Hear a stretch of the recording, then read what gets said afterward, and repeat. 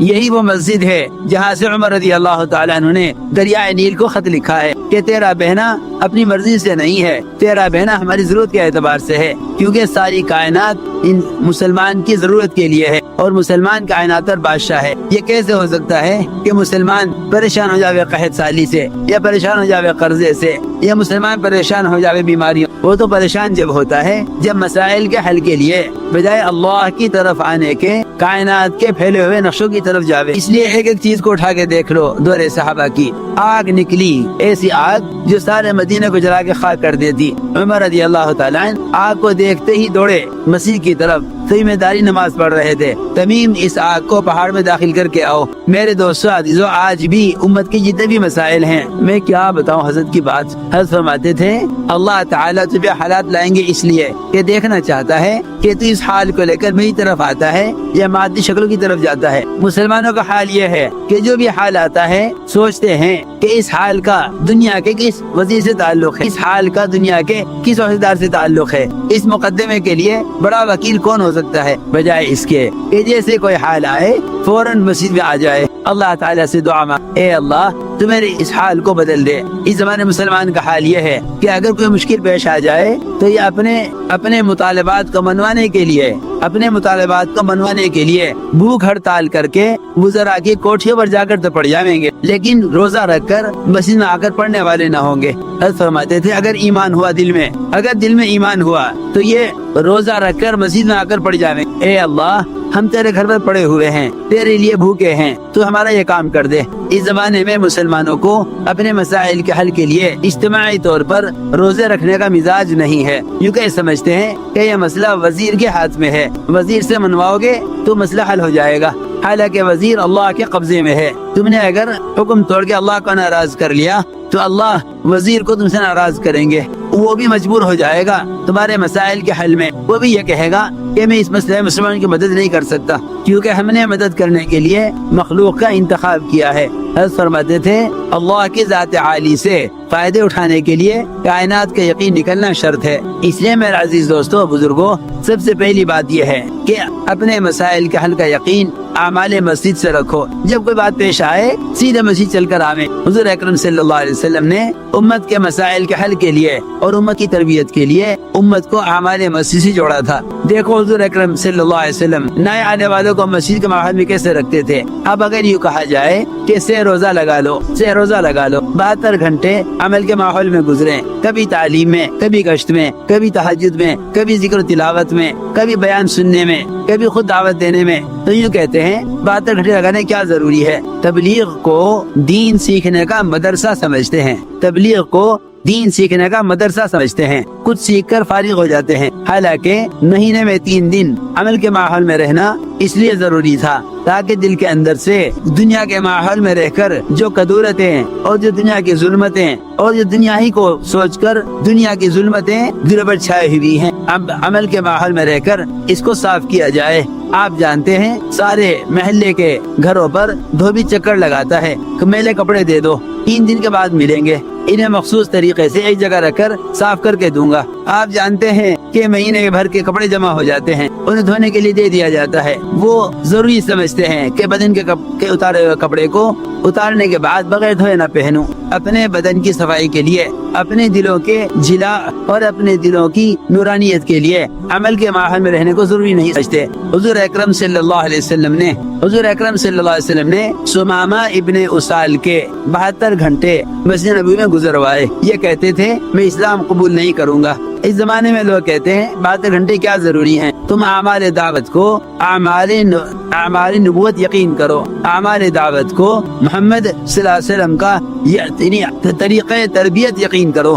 تبلیغ کو تبلیغ والوں کے پروگرام سے مت دیکھو، بلکہ اس دعوت تبلیغ کو حضور اکرم صلی اللہ علیہ وسلم کے ضابطۂ تربیت کے اعتبار سے دیکھو۔ سمامہ ابن اسال نے کہا کہ آپ مجھے قتل کر دیں یا مال لے کے مجھے چھوڑ دیں، میں اسلام قبول نہیں کروں گا۔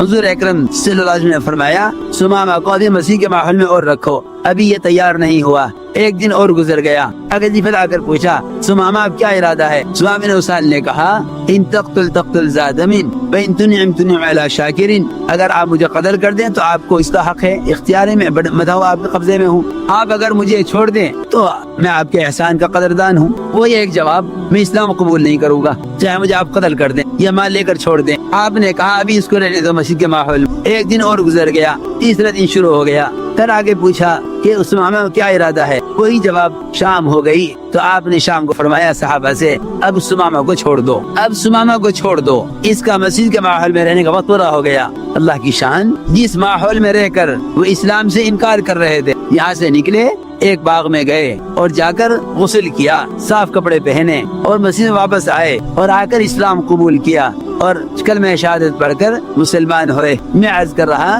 جب ایک ضدی کافر مسجد کے ماحول سے اسلام میں داخل ہو سکتا ہے اور تو ہے ابن عمر دوسی رضی اللہ عنہ جیسا آپ کی بات کس سے نفرت کرنے والا اپنے کان سروئی نکال کر مسجد کے ماحول میں آنے کی وجہ سے آپ کی بات سن کے اسلام میں داخل ہو سکتا ہے، تو میرے دوستو عزیزو، مسلمان تو زیادہ حقدار ہے مسجد کے ماحول میں رہ کر ہدایت اور تربیت کا حاصل کرنے کا، اس لیے کہ سارے احکام اوامر مسلمان کے لیے ہیں۔ اس لیے فرمایا کہ مسجدوں کا آباد کرنا یہ ایمان والوں کا کام ہے۔ بس میں نے جتنی باتیں عرض کی ہے یہ ساری باتیں سمجھانے کے لیے عرض کی ہے کہ ایمان کی حقیقت اور اللہ کے وعدوں کا تاثر، اس کی وعیدوں کا خوف، یہ تو مسجد کے ماحول سے ملے گا۔ تربیت کا تعلق، مسائل کے حل کا تعلق اعمال مسجد سے ہے۔ اس لیے ہر گشت کرنے والا سب سے پہلے یہ طے کرے کہ میں خود ایمان سیکھنا چاہتا ہوں اور ایک ایک مسلمان کو ایمان سکھلانے کے لیے مسجد کے ماحول سے جوڑنا چاہتا ہوں۔ یہ صحابہ کے گشت کا موضوع ہے، یہ صحابہ کے گشت کا موضوع ہے، یہی ہمارے گشت کا بھی موضوع ہے۔ کام وہی ہے جو صحابہ کا تھا، ایک انچ بھی کام صحابہ کے طریقہ محنت سے ہٹا ہوا نہیں ہے، کام وہی ہے جو صحابہ کا تھا۔ اس لیے پورا مجمع اس کا عزم کرے کہ ہم ملاقاتوں کے دوران اپنی مسجد کو دعوت و تعلیم سے اور استقبال سے خالی نہیں چھوڑیں گے۔ یہی طریقہ صحابہ کرام کا تھا۔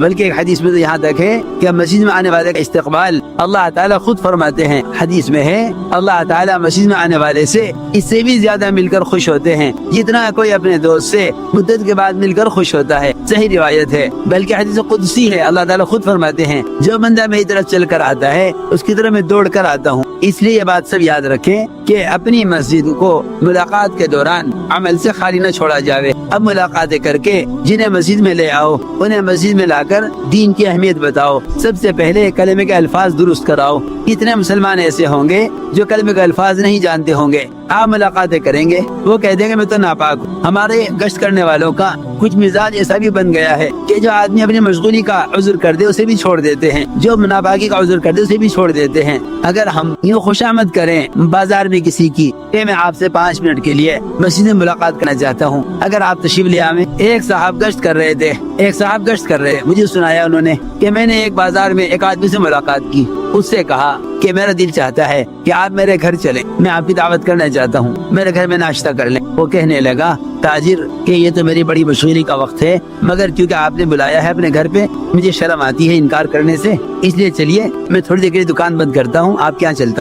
مجھے شرم آتی ہے کہ آپ نے اپنے گھر میں مجھے دعوت دی اور میں آنے سے انکار کر دوں، حالانکہ میری دکان کا وقت ہے، میں اس وقت آ نہیں سکتا، لیکن کیونکہ آپ نے بڑی محبت سے بلایا اپنے گھر میں تو چلیے تھوڑی دیر کے لیے دکان بند کر کے میں آتا ہوں آپ کے پاس۔ جب یہ اٹھنے لگا تو اس نے یہ کہا کہ میں تو گشت کے لیے آیا تھا، مگر میں یہ دیکھنا چاہتا تھا کہ آپ کو میرے گھر میں آنے کی جس طرح خوشی ہے اور جس طرح آپ میرے گھر میں آنے سے انکار کرنے سے شرما رہے ہیں، آیا اگر میں آپ کو اس وقت اللہ کے گھر میں بلاؤں تو آپ کیا جواب دیں گے؟ کہنے لگا کہ واقعی بڑی شرم کی بات ہے، بڑی شرم کی بات ہے کہ آپ مجھے اپنے گھر میں بلاویں تو مجھے انکار کرتے ہوئے شرم آوے۔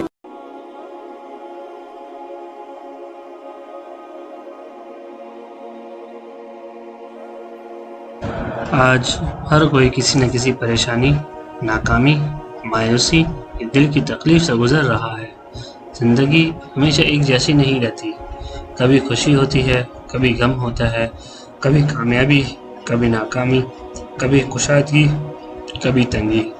آج کئی مرتبہ ایسا لگتا ہے کہ ہر دروازے بند ہو گئے ہیں۔ انسان محنت کرتا ہے لیکن نتیجہ اس کی امید کے مطابق نہیں آتا، دعا کرتا ہے لیکن فوراً قبولیت نظر نہیں آتی، لوگ ساتھ چھوڑ دیتے ہیں اور پھر دل میں ایک سوال پیدا ہوتا ہے، کیا میری زندگی میں کبھی بہتری آئے گی؟ آج ہم اسی سوال کا جواب قرآن اور سنت کی روشنی میں سمجھنے کی کوشش کریں گے۔ ناکامی ہمیشہ ناکامی نہیں ہوتی میرے بھائی اور بزرگوں۔ سب سے پہلے یہ بات سمجھ لیجئے، ہر وہ چیز جو آپ کو ناکامی لگتی ہے، ضروری نہیں اللہ کے نزدیک بھی ناکامی ہو۔ کئی مرتبہ اللہ کسی راستے کو بند کر دیتے ہیں تاکہ آپ کو اس سے بہتر راستہ عطا فرما دے۔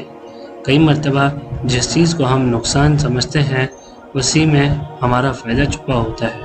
اس لیے مومن فوراً فیصلہ نہیں کرتا، وہ اللہ کی حکمت پر بھروسہ کرتا ہے۔ انبیاء کی زندگی دیکھیے، اگر مشکلات اور ناکامیاں اللہ کی ناراضگی کی نشانی ہوتی تو انبیاء کرام علیہ السلام سب سے زیادہ مشکلات میں کیوں آتے؟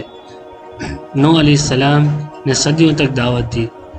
روایت میں آتا ہے کہ نوح علیہ السلام نے 950 سال اپنی قوم کو دعوت دی۔ ابراہیم علیہ السلام کو آگ میں ڈالا گیا۔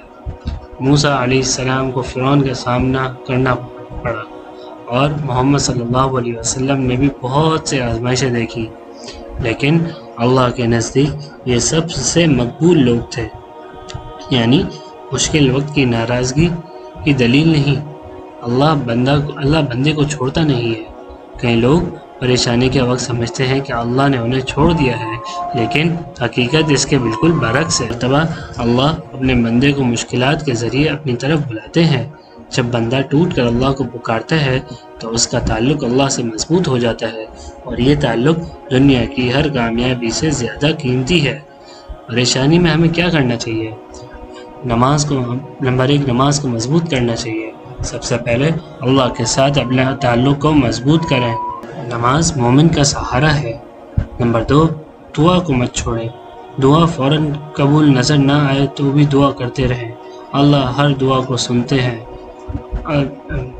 ہر دعا قبول ہوتی ہے، لیکن اپنے وقت کے حساب سے۔ نمبر 3، استغفار کریں۔ کثرت سے استغفر اللہ پڑھنا دل کو سکون دیتا ہے اور اللہ کی رحمت کو متوجہ کرتا ہے۔ قرآن سے تعلق جوڑیں۔ قرآن مایوس دلوں کے لیے روشنی ہے، لوگوں سے نہیں اللہ سے امید رکھیں۔ میرے بھائی دوستو بزرگوں، انسان کی ایک بڑی غلطی یہ ہے کہ وہ اپنی امیدیں لوگوں سے لگاتا ہے۔ جب لوگ ساتھ چھوڑ دیتے ہیں تو وہ ٹوٹ جاتا ہے، لیکن مومن جانتا ہے لوگ بدل سکتے ہیں، حالات بدل سکتے ہیں، لیکن اللہ کی رحمت کبھی ختم نہیں ہوتی۔ اس لیے اپنی امید اللہ سے رکھیے۔ اصل کامیابی کیا ہے؟ آج دنیا نے کامیابی کا مطلب صرف پیسہ، شہرت اور مقام بنا دیا ہے، لیکن اسلام کہتا ہے اصل کامیابی اللہ کی رضا ہے۔ اگر کسی کے پاس دنیا کم ہو لیکن اللہ اس سے راضی ہو تو وہ کامیاب ہے۔ اگر کسی کے پاس دنیا سب کچھ ہو لیکن اللہ کی رضا نہ ہو تو وہ حقیقی کامیاب نہیں۔ ہر رات کے بعد صبح آتی ہے۔ یاد رکھیے، کوئی پریشانی ہمیشہ نہیں رہتی، کوئی اندھیرا ہمیشہ نہیں رہتا، کوئی مشکل ہمیشہ نہیں رہتی۔ اللہ تعالیٰ ہر تنگی کے بعد آسانی رکھتے ہیں۔ مومن اسی امید کے ساتھ زندگی گزارتا ہے۔ آج ہر شخص اپنے دل سے پوچھے، کیا میری امید اللہ سے جڑی ہوئی ہے؟ کیا میں مشکلات میں نماز کی طرف بھاگتا ہوں؟ کیا میں دعا اور استغفار کا اہتمام کرتا ہوں؟ کیا میں دنیا کی ناکامی کو حقیقی ناکامی سمجھتا ہوں؟ کیا میری فکر اللہ کی رضا حاصل کرنے کی ہے؟ میرے بھائی دوستو بزرگوں، اگر آج آپ پریشان ہیں، اگر آپ کو لگتا ہے کہ زندگی میں سب کچھ ختم ہو گیا ہے، اگر آپ کسی ناکامی کی وجہ سے ٹوٹ چکے ہیں، تو ایک بات یاد رکھیے، اللہ کے خزانے کبھی ختم نہیں ہوتے۔ اللہ کی رحمت سے کبھی مایوس مت ہونا۔